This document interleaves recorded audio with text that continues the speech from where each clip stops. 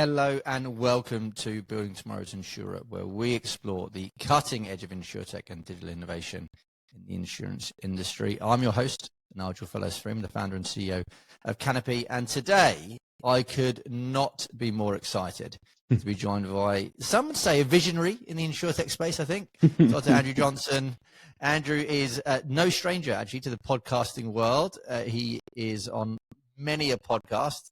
He's the man behind Gallagher Re's quarterly Insurtech reports, and today it's going to be one of the most bit of the focus that we have today in terms of walking through a lot of the findings of Gallagher Re's Q2 2024 Insurtech report, and hopefully giving some insight around the pieces of information around the highlights, I guess, in terms of the summary we see. And I'd love to jump a little bit, Andrew, as you have your ear to the ground in terms of AI in the reinsurance space specifically, because I think you have some really interesting thoughts and perspectives that I'm sure everyone would love to hear. So, Andrew, thank you so much for joining us, and let's jump right in.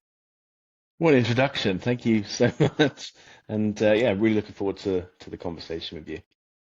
Awesome, Andrew. I think it's sometimes nice to understand a bit about the person. It frames up the story, and so perhaps we could start with your journey to where you are. I think understanding a little bit about your younger life and your journey through the industries and sectors you've been in really brings you to where you are and frames up kind of the understanding of how we then take the story on. And so can we start there? Can we start in terms of how did you start? Where did you start in your life, and then how you got to where you are today? Sure. So I had a little bit of a strange entry into insurance and reinsurance, I guess, and it certainly wasn't my plan, although I think you'll find most people will say that work in insurance and reinsurance.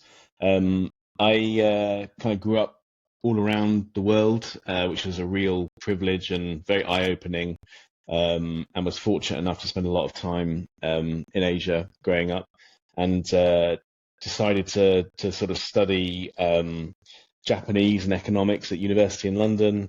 And during that time, really lent into education and ended up doing 10 years of uni, mainly in the UK, but also some time in Japan and also Cambodia.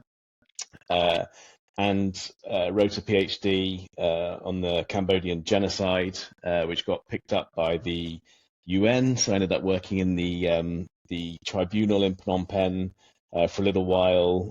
Simultaneously ran a couple of agricultural startups. I'm a professional alpaca shearer as a side gig. Also managed a sea cucumber farm in Indonesia for a short period of time, and really just kind of enjoyed every opportunity that came my way, and didn't have this kind of grand plan of what it was that I wanted to do. Anyway, the excitement of that and the not knowing kind of ran its course a little bit, and moved back to the UK.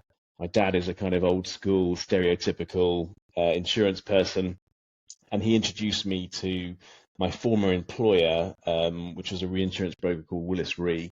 And when I sort of had my interview there, because I didn't really know much about insurance and reinsurance, I had to kind of really lean on what I thought was my skill set, which is really as a kind of researcher. And so they brought me on as a senior researcher to look at emerging market opportunities and trends. And one of those things, this was back in 2015, was Insurtech. And we, as an organization, didn't really have a sort of standardized view on what Insurtech was and what it meant for our clients. And being a reinsurance broker, our client base is typically insurers, MGAs, and reinsurers. And so I set about launching a practice that would effectively be able to distill down to clients what the Insurtech world was and what the opportunity was as we saw it. And it went extremely well. I sort of quite quickly was inundated with client opportunities, grew my team, and then there was a demand to sort of grow that in the States. So moved to the US in 2018, and sort of expanded globally. And it's been really interesting to be a part of this space as it has itself evolved, because I've had to evolve the business model to kind of mirror what we're seeing. But I think Insurtech can largely be broken down into two distinctive business models. You've got those companies that create software for the insurance and reinsurance industry, and then you've got those companies that are digitally enabled risk originators. And we serve both audiences. So for those that originate risk, we are a reinsurance broker. That's where I spend most of my time, in that part of that world. And then we run advisory projects for P&C carriers typically. And in an instance where we know of a software company that can solve for a problem they're articulating or provide a solution, we will make an introduction to an Insurtech that we like. So that's kind of my current day job now. Started writing the report back in the days of Willis. I guess I kind of defaulted to my academic background where I was used to publishing and felt more comfortable with the written word. And the first report was well received by the market. And sort of 8 years later, I'm told that the most recent report had 285 million impressions globally. So I sort of can't believe how it's taken off. Isn't it? I know. I mean, it's incredible, and I try not to think about it actually, because I'd probably struggle to write the next one if I thought too much about it. But anyway, I hope that wasn't too much of an intro. But that's kind of me in a nutshell. That's absolutely perfect, and it maybe leads us perfectly into really what I'd love to kick off, and that's the latest report. I thought there was a really interesting findings actually in the report. And so maybe before I dive into some specific elements, can you give us maybe the top 3 or 4 summary points from your perspective that came out in terms of things that really maybe jumped off the page, and then we can take those a little bit further and go through some of the key elements. Sure. So while I try not to read too much into one specific quarter, I would say that the thing that jumped out the most was that the Q2 numbers has sort of bucked a trend that we were seeing for almost a year, which was a slow erosion of global Insurtech investment and aggregate level. The numbers were sort of more or less just underneath that $1 billion purview for about a year. But we saw a almost 35% lift, and I think we end up at 1.27 billion for Q2. So quite a large relative surge. And was that in the like volume of deals, Andrew, or was it more like less deals but larger deals, a later stage? Yeah. Like, have you got a sense of where that's? So the deal count was actually down, which sort of feels perverse, right? But what happened was the average deal size was higher. Now that would always be true, given that more was invested. But what was more interesting than that was the average deal size was indicative of the majority of deals that were being done, which would suggest that there's been a democratization of capital. So historically, what we have seen, particularly in some of the kind of bumper quarters, is the average median is actually quite low, but there have been a couple of sort of billion-dollar deals which bring the mean average way up, but that's actually not where most of the deals coalesce. Whereas now there is a compounding around the mean average, which would suggest that the companies that are raising money are doing it more or less at the same sort of amount, which is about $10 million, which would suggest to me that that's a very healthy thing, right? You don't have this kind of polarization of value. You've got more companies raising a similar sort of amount of money. Even more encouraging is that a lot more of the money, relatively speaking, is coming from insurers and reinsurers. So historically, where we've seen some enormous quarters, I think the biggest one was nearly 6 billion in a single quarter. Most of that money was coming from what I would call general tech VC funds, who didn't necessarily have an appreciation for the true value in a market sense of what these companies were worth. They were very much trading on, spec value. Whereas now the insurers and the reinsurers who might ultimately be a beneficiary of the companies in this space are those that are writing checks, which again, I think is a very healthy evolution of where we are. So it's a really exciting time. And I think Q2 just kind of consolidates in our own minds where we are in the market, which is this kind of maturation and maybe graduation from sort of figuring things out into high school and maybe university. And with those strategic investors from the insurance and reinsurance sector, did you find that they were primarily off the reinsurers and insurers' balance sheets, or was it off more their strategic funds that sat to the side of the insurers? Was there any depth in there in terms of? Certainly the latter. Yeah. So these are typically done either through designated funds that they have sort of side posted, or CVC asset management funds that they're either wholly owning or just participate in as an LP. We do see balance sheet investments as well from a sort of reinsurance capacity perspective. As brokers, we see that all the time, and a lot of reinsurers have done a great job, and insurers, I should say, of sort of supporting a number of insurtechs that originate risk as they've looked to grow and kind of expand their underwriting purview. But we report on known equity deals, which almost exclusively come from investment funds. And I saw that about 40% of deals were focused on risk-related insurtechs, which I thought was interesting. Do you have any background of that in terms of what sits underneath that, and maybe any potential reasons why?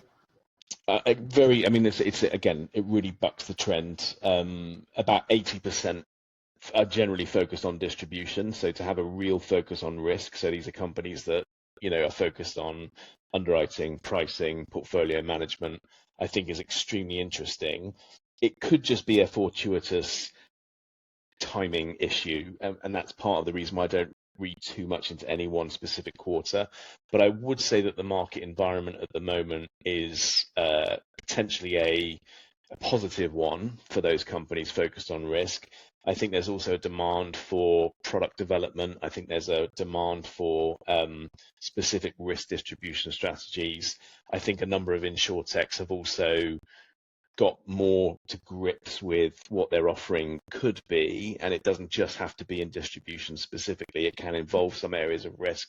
So I think there's all manner of reasons why, Nigel, but unless I saw maybe 2 or 3 quarters concurrently providing the same sorts of results, I probably wouldn't read too much into it. My kind of subjective take when I looked at some of the pieces, I saw that also a third of the deals, and we can go to this, a third of deals were AI-centered insurtechs. And what I've seen in terms of generally within the market, there hasn't been much AI stuff in distribution, just because there's nervousness around that, rightly so, on like the distribution layer, and using AI in that, in terms of the obviously nervousness of being direct customer, and those kind of AI centered deals have often been, I think, when I kind of look at the things you see come out in the market, have been underwriting focused, have been risk focused, have been and so maybe there's a bit of an overlay there. Obviously we'll see if it plays out, but a bit of an overlay there of more AI centered deals, and those at the moment having more of a risk focus. It'll be interesting to see how that plays through. I would agree with that. I think particularly on the customer side of things, people don't really want to delegate too much away. Having said that, some of the kind of outreach service offering at scale is starting to be automated by some AI tools. I think kind of akin to what we saw in 2016, 2017, the term AI, like the term or label insurtech, is being used in quite an undisciplined sort of way. And I think a lot of that speaks to the valuation accumulation effect that label has, particularly when companies are looking to raise money. And so it'll be interesting to see whether or not there's more discipline around what we mean by AI, because AI in distribution, for example, is very different to its functionality in, say, underwriting or pricing, or in claims or whatever. So it's a really interesting time, and I think part of our role is to kind of grapple with the label and understand what it means in the different parts of the value chain for insurance and reinsurance. Yeah, the other piece that overlays a little bit on that concentration of the amount raised around the median. If you're also looking at more risk-related insurtechs, potentially a little bit more capital intensive, a little bit more R&D, and therefore, even if it's a seed round or an earlier round, like being up at kind of 10, I don't know, 10 on 25 or something like that in terms of what folks are raising, that also would make a bit of sense in terms of obviously there's generally a lower bar in distribution and therefore less capital required. Would you agree with that, or is that kind of off the mark? Wholeheartedly, and I think it's more capital intensive for two reasons. I think the human related costs are higher in the risk space, and I think by definition the scaling process is different. And so from a distribution perspective, it could be the case that you create something once, and by virtue of the fact that more and more people are using it, it scales that way. Whereas with a risk-oriented company, typically the way that you scale is to have write more risks. You need to have more people to go into new territories. You've got to expand physically in a way that isn't just reliant on the technology's inherent ability to scale. And so it is both more capital intensive up front, but it continues to be an intensive process. But ultimately a more rewarding one, right? If you can get on the right side of the positive economics in the risk game, you stand to do very, very well in our industry. Yeah. And was there much geographic effect on the distribution of deals, etc.? Was it concentrated US? Was it concentrated like Asia? Was it like how did you kind of view the geographic kind of view? So maybe not just this quarter, but maybe generally in how this quarter sat in a general distribution. So geography, I would say, is generally speaking the most consistent thing that we report on, in as much as there's very little deviation, Nigel, and there has been very little deviation over the course of a decade. The US absolutely dominates, usually to the tune of about 50% of all deals, and then you see a sort of a second place, which is usually the UK at about 10%. Occasionally, if there's a mega deal done in a specific geography, it might take over, but it's typically the UK. And then third, fourth, fifth, sixth is a shuffling between Germany, France, India, and China. And it's typically that way around. Occasionally, we'll see Israel. Occasionally, we'll see South Korea. Occasionally, we'll see Australia. But that's more often than not being driven by a single very large deal. But most quarterly results just kind of compound that decade-long view. And I don't see that changing anytime soon. I think the US, just by virtue of how big it is and how deep the kind of investment community is here and how large the US market opportunity is perceived to be, will always give it that competitive advantage. I think the UK has done a really nice job of creating an environment for insurtech development.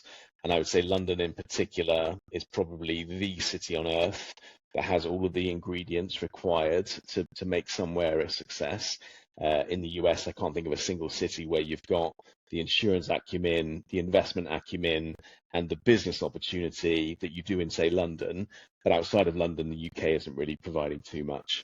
And then, like I say, India and China are usually in the top 5. And I think if anywhere were to really take off, it would be one of those two countries. I think some of the businesses that are coming out of India are really interesting. Some of the partnerships being done in India are very, very interesting.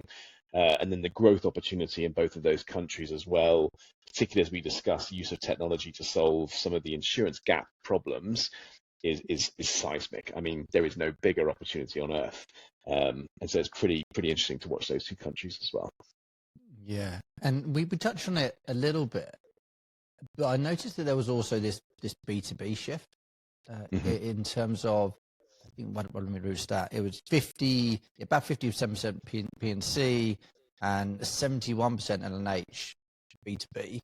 Is that and again, not just looking in the quarter specifically, but a general trend? Is that trend you're seeing there, and is that potentially indicating some maybe collaboration between industry players versus kind of there being like pure competition in terms of insurtechs going out to try and disrupt versus collaborate? Yeah, I mean that's exactly what's happening, and I think, you know, I think back to sort of 10 years ago, there was a lot of hubris, I would say, from a number of insurtechs that were threatening to kind of disrupt intermediaries, disrupt brokers, disrupt agents, and quite quickly they realize that actually partnering with those intermediaries as distribution generals might be the best thing for their business. Similarly, for those companies where they see a strategic opportunity to partner with a carrier, whether that's a primary carrier or reinsurer, those opportunities seem to be clearer and clearer. But I think we talked about capital intensity earlier. Trying to procure a customer in our business is possibly the most expensive thing that you can try and do. And so rather than trying to go out there yourself and disrupt in a traditional sense by trying to procure your own customer base, I think a lot of insurtechs have realized that while they don't need to tweak their technology too much, it makes more sense to partner with somebody that has that market share, that has that business relationship with their end consumers, that has the brand in some cases, where you can sell in as a software provider and support those companies, and ultimately benefit from the relationships that they have. And it can be much easier to try and partner with, say, 5 insurance companies than it is to try and acquire 1 million customers. And I think that there was a bit of naivety in the insurtech community about how easy it would be to create that kind of customer magnetism, as a sort of build it and he will come type mindset that you don't really see anymore. And I think that's come through just natural maturation, some learned lessons, and a lot of capital. I mean, a lot of money was spent on trying to acquire customers. A lot of that raised capital was used to acquire customers. And I don't know that from an ROI perspective, people would say that that was necessarily a success. So that B2B move seems to be the natural order of things. Yeah, it's interesting, right? Really, in that distribution game and that CAC number, the numbers raised went straight into Google and just funded those big VC funds just funded Google basically on acquisition. Yeah. And I think on the naivety piece, I reflected a little bit on this, and I was thinking history always repeats. And if you looked at the finance, obviously, which kind of really preceded kind of the insurance technology game, really, in the lenders and the payment space, exactly the same trend happened, which was everyone came out the gates, raised a bunch of money, tried to do distribution, so they were going to beat the banks. And what ended up happening was deep collaboration, and actually it's easy to work with these folks than against them, and they've got different skills and strengths, and so combining those things develops a better proposition. And so I think Insurtech has really just followed the same path of the other financial services sectors have followed. The only thing I'd offer up to that is banking is also fundamentally more straightforward than insurance. So, not only have you kind of got the difficulty that you saw in the banking sector with trying to force in innovation. I mean, there was some innovation around payments, particularly around transfer and wire payments. There were some small product changes, but insurance is altogether more complicated. And I think, again, some of the naivety that we saw around people that were founding businesses really because they were disgruntled customers. I mean, that was where a lot of it was coming from. And a lot of people that were good at tech were seeing what some of these companies were raising at and thinking, well, I can do this, I'm going to get in on some of this. It was a real rude awakening, Nigel, for a lot of these companies. And I'm starting to see a little bit of that with the AI buzzwordery. We reported in the last quarter that just by virtue of being an AI insurtech, the average funding round was $2 million higher than a non-AI insurtech. And if you think about how undisciplined that label is, if part of your business proposition is leveraging Google search, you can almost by rights consider yourself an AI-powered company, right, without having to demonstrate that you've created a machine learning algorithm or a large language model or anything like that. And so we are going to probably see a spike around the kind of top froth of AI valued companies within the insurtech space. But I do think that there's an inherent value in AI as well. And I think it could be one of the most formative technological periods of our industry if we can get it right. And I think there are lots and lots of lessons that we can learn from Insurtech 1.0, which is collaboration, B2B, not expecting, disruption in a traditional sense, and being very pragmatic about business outcomes. It wasn't unusual during the peak of Insurtech for people to really try and sell the technology as the product. But that was never going to be the case, right? It's the business outcome, right? That is what people are ultimately interested in and want to invest in. And I think if we can learn some of those lessons, we could possibly shear off, maybe 5 years and save $50 billion, right? So here's hoping. Yeah, I think the what we're seeing as well in this AI trend, which is I understand those folks raising more capital. Again, maybe more capital intensive. They need to do a bunch of inference and a bunch of stuff that has to happen in order, if you're doing really kind of the true LLM businesses, I suppose, can be a little bit more capital heavy to get to the bar to be able to sell into maybe the larger tier carriers. But also, I think the thing that's underpinning it a little bit is there's been I don't know what you're saying here, but there's been a bit of a much faster adoption from some of the large tiered carriers into this space than I've seen in other trends, I suppose. I caught up with one of the big tier one carriers here yesterday in Australia, and they have done. They worked for 3 months. They weren't writing. I think they were writing about. I think it was 5 or 6% of their cyber risks they were getting to from the submissions. Submission come in 5 or 6%, and they were taking like 2 days to kind of process these cyber risks in submission to quote.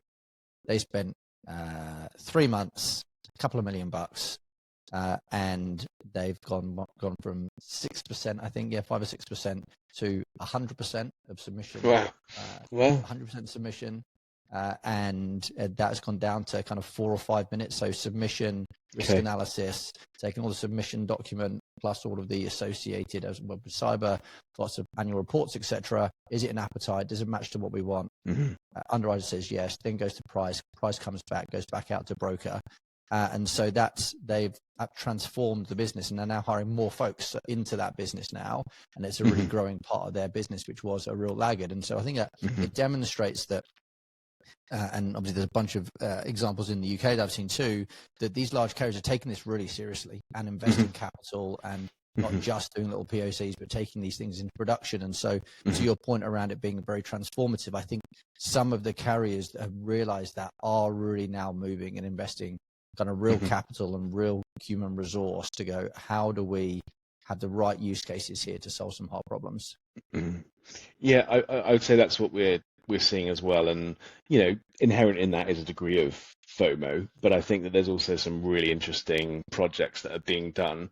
I would say perhaps more than anything else, that has been the true success of Insurtech, which is to bring the issue of technology to pretty much every single C-suite of every insurer and reinsurer on earth. And so in breaking that ice, Nigel, it's now a function of operations that is taken extremely seriously. And I think people recognize that the investment dollars associated with technology present themselves differently to traditional investments within those companies. And so this second layer or this second wave of innovation guised as as AI almost comes in on the coattails of Insurtech. And it's not, I think, such a high hurdle for companies to experiment now, because they have, in most cases, the infrastructure to receive new technology, assess it, work through it in a way that you didn't have 10 years ago.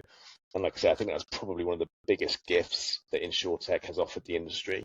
And it's a positive one, right? Because I think, to not leverage best-in-class contemporary technology would be an error on the part of our industry.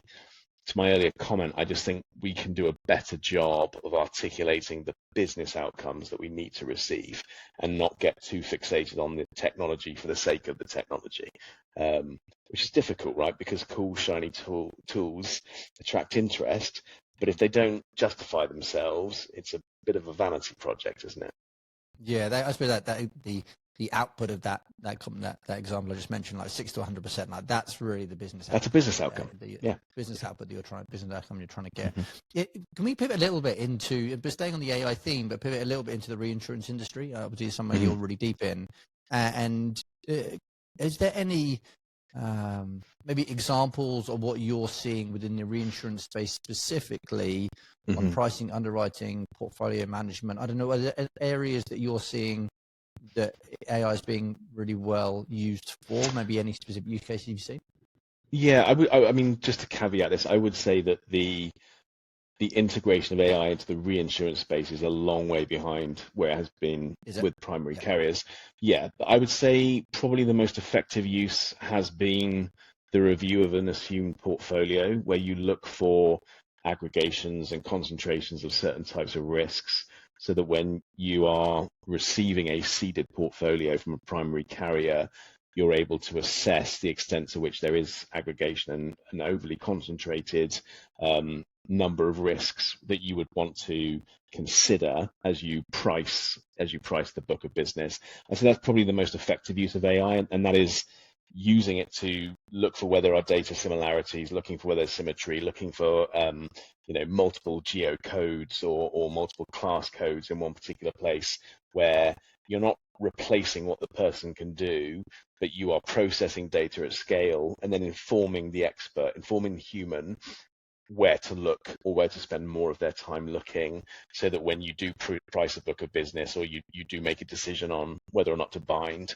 you're a bit better informed.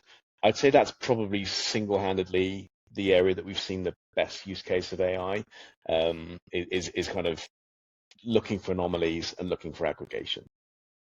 Interesting. Yeah, this same person I was chatting to yesterday said that they were the underwriters, insurers have historically been hoarding data, saying we'll use it one day. And this may be the day, this may be the era that actually using that information that they've been hoarding, even though it's horrifically unstructured, that's kind of part of the win here, which is you can use that. And it was mentioning that there was a claim still open from 1963 or something. Yeah. And so Wild, just this absolute bonkers in terms of this data, but and that maybe leads me into something else he mentioned that I had not heard this term before, and bionic underwriting. I thought that was an interesting term, and I'm sure many people listening have no idea what that is. Can you shine the light? Bionic underwriting? Sure. It's basically the dance, the marriage between human and technology. So RoboCop, Arnold Schwarzenegger in Terminator, that kind of thing, where basically you're using the machine, the technology, to do certain processes for you, but you don't remove the human, and it's really that work in tandem. And we do see that as being an increasing part of the integration of technology, where you try and maximize the best of both. And AI and technology more generally, like I say, is very good at processing at speed, predictable pattern type work, where you can train something to look for something, or train something to scour sentiment and then reproduce something, but you still want to have that kind of human oversight, where you're leveraging gut instinct, certain motivations that you simply cannot even synthetically replicate within technology. And it may be that a seasoned underwriter will be better directed by the machine, or have their time used in sort of higher value type tasks, and use the technology to process menial, rote, to say predictable things.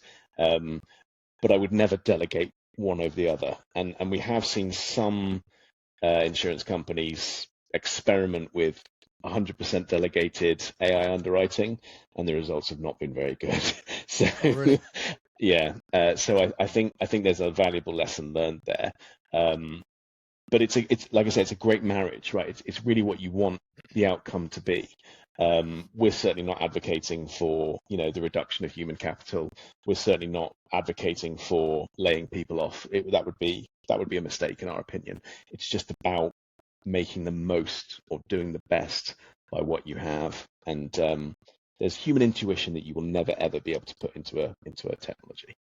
Yeah, I think I really like the term augment versus replace. I think that's a nice phrase and mental model to think about, exactly what you just mentioned, which is the reality of, as well, within the LLM and general AI space. We're still early too, like, so there's a jump to want to think it's, and this is maybe also been driven a little bit by, I don't know, the Sam Altmans and those kind of folks of the world who are saying we're kind of on a path to AGI, and people get very excited around the proximity of that and how close we are to that, and there maybe kind of overstate capability.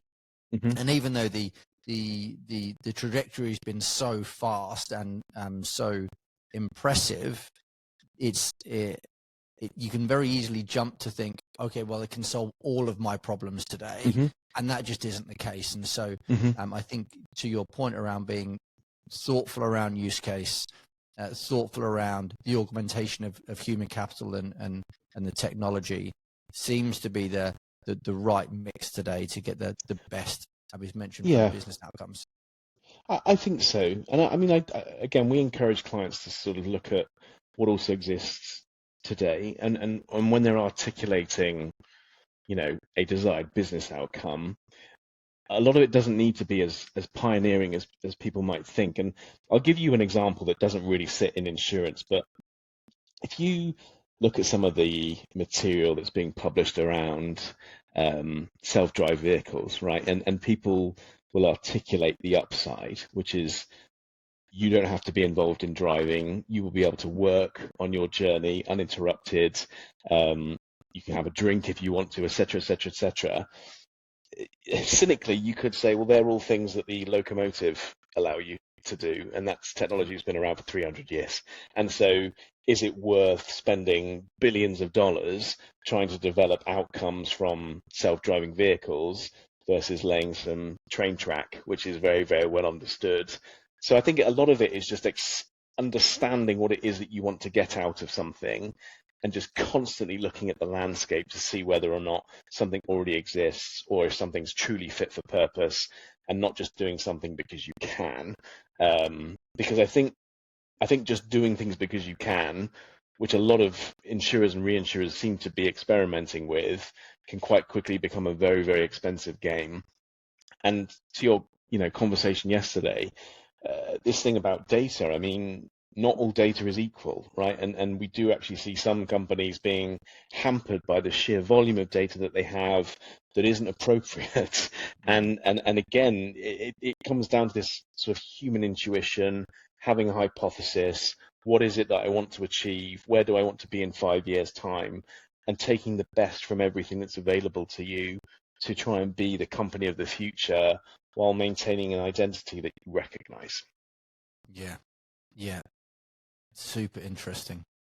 Can we move a little bit just to touch on regulation? I think there's been obviously the approval in the EU of the AI Act, and I think that's going to have a reasonable impact across how AI is used across the insurance sector, specifically on fairness and bias, etc. Have you got any thoughts? Obviously, we in Australia, over in Australia, we're not yet there in terms of having kind of any acts in place. There's very much a view that will likely follow the European path versus maybe the US path. But I'm interested in your thoughts on the act itself, its impact on the industry. So thank you for asking this question. I think it's probably the most important part of all of this. There are inherent problems with AI and certain types of modern technology which require regulators and financial authorities to be very active in providing guidance and rules around how things should be used. I think because it's still so new, regulators are a little bit nervous to make too many definitive calls on what we can and can't do. But again, our recommendation to clients is possibly not to go too all out on this type of stuff until we know what the regulators are going to approve. And I think it's going to be a case of learning as we go along. And it's made additionally difficult, Nigel, in that the technology almost by definition is constantly evolving, right? And so that is a headache and a challenge for everybody involved in this space. But I think there was a ruling that came out on the 1st of August, which I think was really encouraging, that certainly regulators are taking this very, very seriously, and like I say, trying to provide guidance to people. The issue of fairness and bias, I think, is that it cannot be overstated. It really could be a huge issue in the industry, particularly if we start to see people becoming uninsurable, for example, or if we see social biases kind of make certain people pariah. I mean, that would be a really bad outcome from the technology.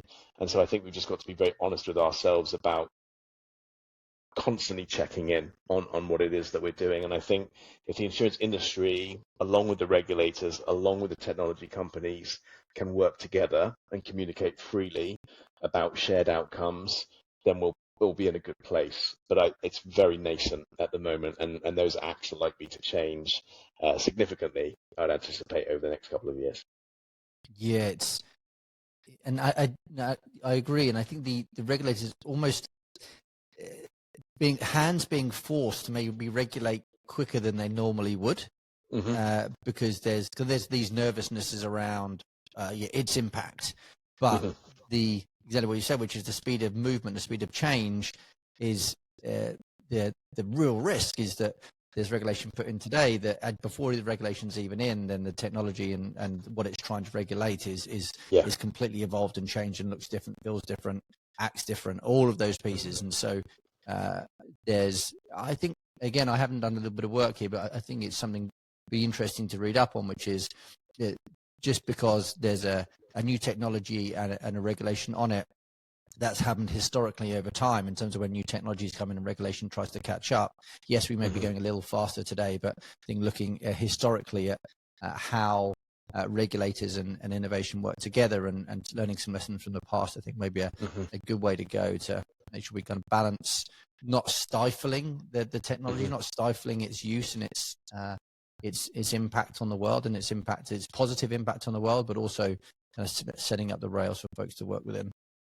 And that's the perfect expression of it, right? I mean, it's how do you foster an environment where you encourage the right sort of change where it's appropriate, but be almost conservatively pragmatic at the same time to try and make sure that, if there are any losers, that it's kept to as small a group of people as possible. And it will continue to change, I mean, almost by definition. And so, like I said, I think the fact that they've done anything is a very positive signal that they're taking this very seriously. And I think it's also a positive signal to those experimenting to sort of maybe rein in their expectations a little bit, that what they want to do might not be the only thing that determines what they're able to do.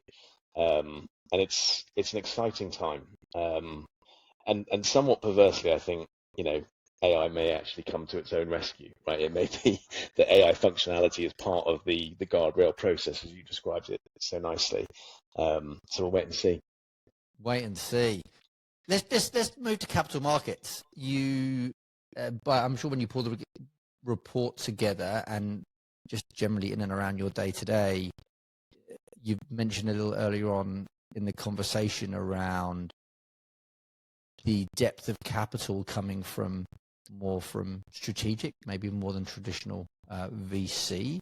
I get interested in any anecdotes or thinking you have around what general capital markets are saying to Insurtech about the future, about maybe where they're deploying their capital, but also what conversations and recommendations they're having to Insurtechs around what the short, medium, and long-term future looks like.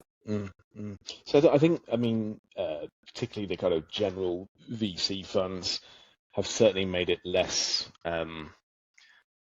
readily available to continue just to raise money almost in perpetuity, as we were seeing a couple of years ago. And a lot of the general tech VC funds were particularly interested in those insurtechs that seem to want to grow with sort of no holds barred, right? It was growth at any cost, and it was growth and volume. Whereas we're seeing a fundamentally different sort of grey matter when the capital is coming from insurers and reinsurers, either directly or through CVCs, where the sorts of business outcomes that they want to see are more in line with traditional insurance commercial outcomes, whether it's in expense ratios, loss ratios, overall portfolio management type thing. But I mean, there is still no shortage of capital. That's something that is abundantly clear. And even when the numbers have been low, we're still talking about nearly $1 billion a quarter, which is huge.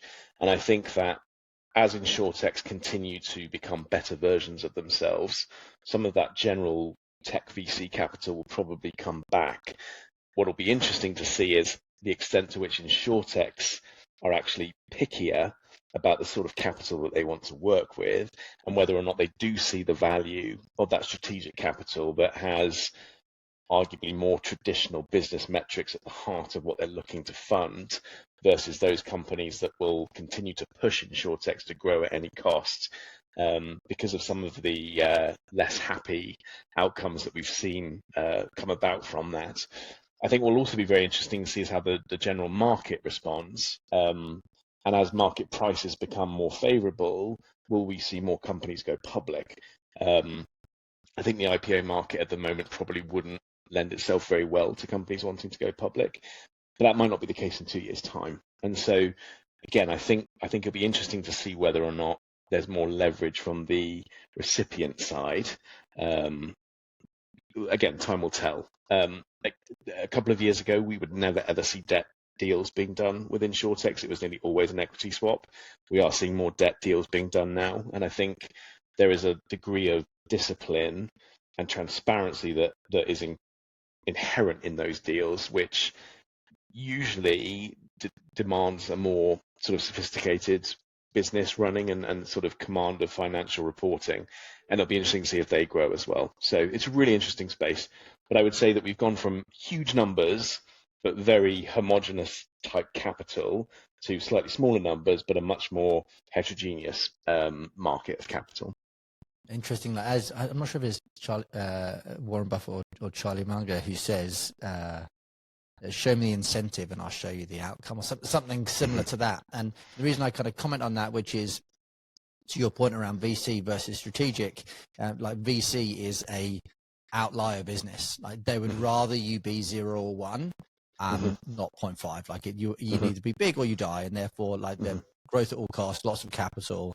When they think about portfolio construction, it's not about finding the kind of mediocre companies. It's about finding the outliers because they return the entire fund. Whereas then you think about the incentive of a strategic is nowhere near as financially driven. Yes, somewhat, but also there's a real strategic element of how do you help me make 2 or 3%, like 2 or 3 point change on my book is a really meaningful outcome for the business. And so I think there's a real difference of incentive as well from the two types of capital around what they're asking for. And with strategic capital, it's rarely a case of just sort of writing a check and then sort of stepping back and watching it happen. There's typically lots of business relationships and a lot of connective tissue that's created between the investor and the insurtech, and that can be very time consuming. And so you can't really afford to have this 1 in 12 rule where 11 of those opportunities consume a whole amount of time, not just capital, and maybe one delivers. Whereas with a general tech VC fund, in many cases, while advisory board seats may be taken, they're generally speaking not putting a lot of time into their investments. And so again, there's value in that, right? But it's about understanding the sort of capital and personnel that you want to attract, and understanding what's involved, right, and how much time it will consume as well. Yeah. Have you got any advice for any insurtech? We've got a bunch of folks who listen. Any advice for any insurtechs listening for what you're seeing in the market in terms of navigating current market today? I mean, my biggest pet peeve is when people open their presentations by saying things like the insurance industry is broken, right? I mean, it's not broken, is it? It's a multi-trillion-dollar industry that generally speaking functions extremely well. And so when somebody says something like that, it makes me think, well, if they're naive about this, what else are they sort of naive about? But I would say as quickly as you can, get a sense of the community and try and be a part of the community. the insurtechs that have done well have figured that out very, very quickly. It's not us against the world. It's not, these are all my competitors. How am I going to beat them? The insurance and the reinsurance industry at large is a huge pool of shared risk, right? That is the fundamental function of our industry. And to be a part of that, you've got to be a part of a community. And so, forming the right relationships with people, not upsetting certain people, being open to working with lots of different groups of people, sort of never resting on your laurels that you've secured one strategic so you don't have to do anything else, et cetera, et cetera, et cetera. That kind of mindset generally really supports success. And humility, Nigel. I think, again, a lot of tech companies come into our space, assume it's easy, assume some of the practitioners in the business are stupid, and more often than not, it's the insurance people and the reinsurance people that survive those conversations and not the outsiders coming in. So if you could do a combination of those things, I think you'd be pretty well positioned, and articulate your proposition in business terms, right? Not in technology terms, but how can I help you help your business, that kind of thing. Andrew, I could speak to you absolutely all day, but I'm gonna wrap with a final question.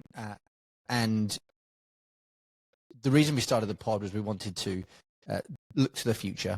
How do we build the insurer of tomorrow? What do we need to do as an industry day to day to continue to build the insurer of tomorrow? So can you maybe give us your thoughts on what we need to do to continue as an industry to build tomorrow's insurer, and maybe a prediction of what the world's gonna look like in 10 years? Well, I think the thing we don't do very well, or at least could do better, is to speak to the general public. I think a lot of players in the space end up kind of having conversations with themselves and navel gaze a little bit. So I think if we could spend more time speaking to the general public, understanding what they want from the service that insurance companies can provide, that would be very, very good. And I think in 10 years, things will look somewhat underwhelmingly similar to what we have right now, but I think that time will be a little bit better spent. I think people will be marginally more productive. I think insurers and reinsurers will have a clearer technology strategy. I think that they will be more confident in selecting technology. And I think that people will, generally speaking, find that they are able to offer more value to their customers, because they will be able to focus more on client relationships and less on those kind of menial processes that we currently have to do. But I don't think we'll be on hoverboards. I do think if we were to jump 10 years ahead, you and I wouldn't be. We'd feel very familiar to how we are right now. But I think that's a good thing, because I think that says a lot about where we are right now, which is the industry does a pretty good job of efficiently matching risk with capital, which is effectively what we do. But it can be improved. Yeah, it's a world that it's an industry that's been around for a very long time and has a very long future ahead. And it's, even though a lot of folks say that, and in some elements it's true, which is kind of technology is adopted slowly. It's generally been true because it's a risk industry at its heart. There's different technologies have evolved throughout the history of insurance and has adopted them slowly over time. And I think that's part of its longevity, is that its ability to be thoughtful, to think about capital, I agree. to think about how it's distributed and delivered. And innovation generally happens, Nigel, when the community comes out to support something. It's not a technological innovation in and of itself. That very rarely happens. It's when something has been around for a while, the community feels comfortable, and then they come out en masse to adopt. And that has to be part of the thinking when we, as an industry, look forward. How do we, as a community, present ourselves to the variety of technology that's being offered? And it's an exciting space. We will wrap it there, Andrew. Otherwise, I will hold you here all day. Thank you so much. It's been an absolutely wonderful episode. I've enjoyed it so much, and keep on putting out those reports. It's a must read for all of those 280 million folks. I think whatever it was. There's a lot of folks listening, reading your words. So thank you for the work that you're doing there, and we really appreciate it. Thank you. Thanks, everybody, hope you all enjoyed the episode. Have you been listening or watching? If you do want to watch the video version of the episode, head to our YouTube channel. And if you'd like to hear, as always, more from industry leaders who are pushing the boundaries of insurance, please do check out all of our other episodes of the series, Building Tomorrow's Insurer. And if you have any questions for me, any questions for Andrew, hit us on DM, find us on LinkedIn or Twitter. We are there and ready. And I hope everyone enjoyed the episode. Andrew, thank you so much, and enjoy the rest of your day.